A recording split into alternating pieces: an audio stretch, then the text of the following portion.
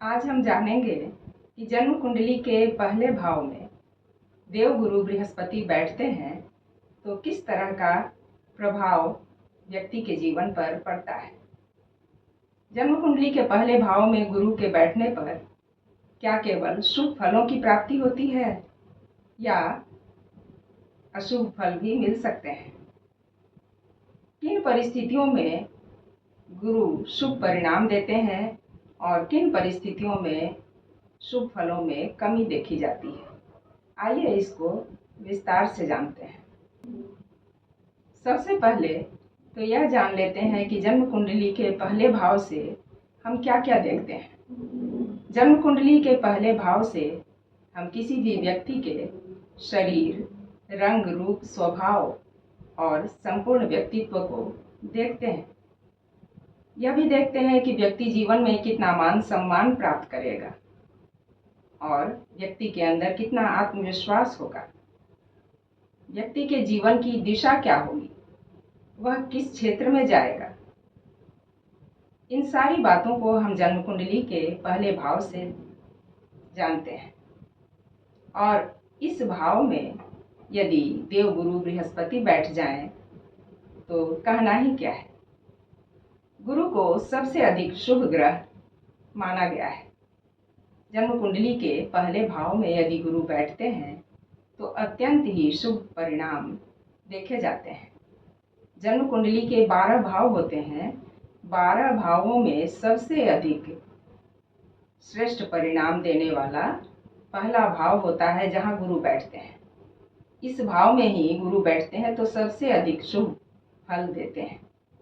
गुरु यदि मजबूत स्थिति में होते हैं तब क्यों देते हैं? क्योंकि यह पहला भाव केंद्र का भाव होता है और कहा गया है कि किम कुर्वन्ति ग्रहाणि यस्य केंद्रे बृहस्पति। यदि केंद्र में बृहस्पति बैठे हों तो अन्य ग्रह क्या बिगाड़ लेंगे, अर्थात कुछ भी बुरा नहीं कर सकते हैं। केंद्र में बृहस्पति बलवान होकर बैठे हों तो अन्य ग्रह कुछ भी बुरा नहीं कर सकते हैं। सबसे अधिक पहले भाव में गुरु को शुभ माना गया है, क्योंकि गुरु जब पहले भाव में होते हैं तो अपनी 5वीं दृष्टि से 5वें भाव को देखते हैं। 5वां भाव संतान का, विद्या बुद्धि का भाव होता है, तो 5वें भाव को गुरु अच्छा कर देते हैं। और गुरु अपनी 7वीं दृष्टि से जन्म कुंडली के 7वें भाव को देखते हैं, जो कि जीवन साथी का भाव है। तो पहले भाव में बैठकर गुरु जीवन साथी के भाव को अच्छा कर देते हैं, व्यक्ति को सुखद वैवाहिक जीवन देते हैं। और गुरु अपनी 9वीं दृष्टि से 9वें भाव को देखते हैं, जो कि भाग्य का भाव है, धर्म का भाव है। तो 9वें भाव पर दृष्टि डालकर गुरु व्यक्ति को भाग्यशाली बना देते हैं। तो जीवन में जो कुछ भी हमें चाहिए वह सब गुरु जन्म कुंडली के पहले भाव में बैठकर दे देते हैं। हम सभी को अच्छी विद्या, बुद्धि, संतान और वैवाहिक जीवन का सुख और भाग्य, यही तो चाहिए। गुरु ज्ञान के कारक हैं। विद्या, बुद्धि, संतान, पति, भाग्य, धर्म एवं धन के कारक हैं, विवेक के कारक हैं। जन्म कुंडली के पहले भाव में यदि गुरु बैठते हैं तो व्यक्ति विवेकशील होता है, वह श्रेष्ठ मति बुद्धि वाला होता है और सत्य का पालन करने वाला होता है। इसीलिए वह दूसरों के प्रति अच्छी भावना रखता है और वह दूसरों को सही सलाह देता है। जन्म कुंडली में यदि गुरु पहले भाव में अच्छी स्थिति में होते हैं तब व्यक्ति अत्यंत बुद्धिमान, विद्वान होता है और उसका जीवन सुखद होता है। गुरु यदि जन्म कुंडली में अच्छी स्थिति में होते हैं तो व्यक्ति शिक्षा के क्षेत्र में शिक्षक हो सकता है, प्रोफेसर हो सकता है, सलाहकार हो सकता है और अच्छा ज्योतिषी भी हो सकता है। गुरु यदि मजबूत स्थिति में हैं तो व्यक्ति उच्च प्रशासनिक पद पर हो सकता है, अर्थात न्याय के क्षेत्र में जा सकता है, प्रशासन के क्षेत्र में जा सकता है। बहुत सारे रास्ते वहाँ बैठकर गुरु खोल देते हैं।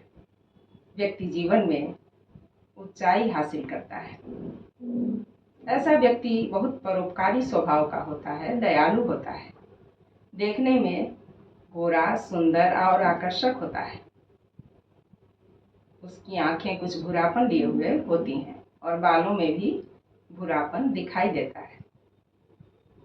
कुल मिलाकर यदि बृहस्पति अच्छी स्थिति में लग्न में बैठते हैं तो जीवन के सभी सुख व्यक्ति को देते हैं। कैसे जाने कि गुरु मजबूत है? तो गुरु कर्क राशि में उच्च के होते हैं। तो यदि कर्क राशि में गुरु अच्छी स्थिति में है तो सबसे ज़्यादा शुभ फल देंगे। और गुरु अपने मित्र की राशियों में भी अच्छा फल देते हैं। मंगल, चंद्रमा और सूर्य गुरु के मित्र हैं। चंद्रमा की राशि में गुरु उच्च के होते हैं, कर्क राशि में, और मंगल की 2 राशियां हैं, मेष और वृश्चिक, और सूर्य की राशि है सिंह राशि। तो मेष, वृश्चिक और सिंह राशि में भी गुरु शुभ परिणाम देते हैं। गुरु के प्रबल शत्रु हैं शुक्र। शुक्र की दोनों राशियों में गुरु अच्छा परिणाम नहीं देते हैं। और शनि की राशि में, मकर राशि में गुरु नीच के होते हैं। शनि गुरु से समभाव रखते हैं और गुरु भी शनि से समभाव रखते हैं, लेकिन मकर राशि में गुरु के परिणाम अच्छे नहीं मिलते हैं, क्योंकि मकर राशि में गुरु नीच के होते हैं। और बुध गुरु से मित्रता रखता है, लेकिन गुरु बुध से शत्रुता रखते हैं। इसलिए बुध की राशियों में भी गुरु के बहुत अच्छे परिणाम नहीं दिखाई देते हैं। शुभ परिणाम मिलते हैं लेकिन कम मिलते हैं। तो इस तरह से हम देखते हैं कि गुरु मजबूत हैं या कमजोर। यह भी देखते हैं कि गुरु यदि षड्बल में कमजोर हों या क्रूर ग्रहों के प्रभाव में हों, क्रूर ग्रहों से दृष्ट हों, क्रूर ग्रहों के साथ बैठे हों, तो भी परिणाम अच्छे कम मिलेंगे। गुरु राहु की युति को गुरु चंडाल योग माना गया है, और तब परिणाम बिल्कुल बदल जाते हैं, क्योंकि राहु अपना प्रभाव दिखाता है। इसलिए राहु केतु के प्रभाव में यदि गुरु होते हैं तो शुभ परिणामों में कमी देखने को मिलती है। और गुरु यदि अस्त हो जाए सूर्य से तो भी गुरु की शुभता में कमी देखी जाएगी।